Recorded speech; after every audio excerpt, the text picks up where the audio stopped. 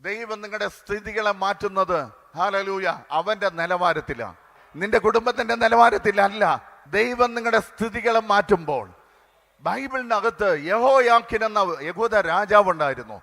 പഴയ നിയമത്തിനകത്ത് യഹോയാക്കീൻ എന്ന യഹൂദ രാജാവുണ്ടായിരുന്നു. അവനെ പിടിച്ച് തടവിലിട്ടു. ഹല്ലേലൂയ. ഈ തടവിലിട്ട് കഴിഞ്ഞിരുന്നാല് ശത്രുരാജാക്കന്മാർ അവനെ കൊന്നുകളയും. പക്ഷേ യഹോയാക്കീൻ എന്ന യഹൂദ രാജാവിന്റെ കാര്യത്തിൽ ദൈവം ഹല്ലേലൂയ മറ്റൊരു പ്രവൃത്തി ചെയ്തു. ഞാൻ പറയുന്നു, ക്രമം വിട്ട് ചിലത് ദൈവം നിനക്ക് വേണ്ടി ചെയ്യാൻ പോകുന്നു. ഞാൻ നിങ്ങളെ നോക്കി പ്രവചിക്കുകയാണ്. ക്രമം വിട്ട് സിസ്റ്റങ്ങളെ വിട്ടിട്ട് യഹോയാക്കീൻ എന്ന രാജാവിനെ സ്തോത്രം കൊന്നുകളയുന്ന അടുത്തൊരു ജനറേഷൻ വരുമായിരുന്നു.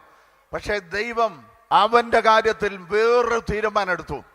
ദൈവത്തിന്റെ ആത്മാവ് എന്നെടുത്ത് വ്യക്തമായി പറയുന്നു, നിങ്ങളുടെ കാര്യത്തിൽ ദൈവം വേറൊരു തീരുമാനം എടുക്കാൻ പോവുക. നിങ്ങളുടെ കാര്യത്തിൽ ലോകമെടുക്കുന്ന തീരുമാനമല്ല, ദൈവം നിങ്ങളുടെ കാര്യത്തിൽ വേറൊരു തീരുമാനം.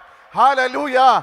ശത്രുവിനൊരു പദ്ധതി ഉണ്ടെങ്കിൽ ദൈവത്തിന് നിന്നെ കുറിച്ച് വേറെ പദ്ധതി.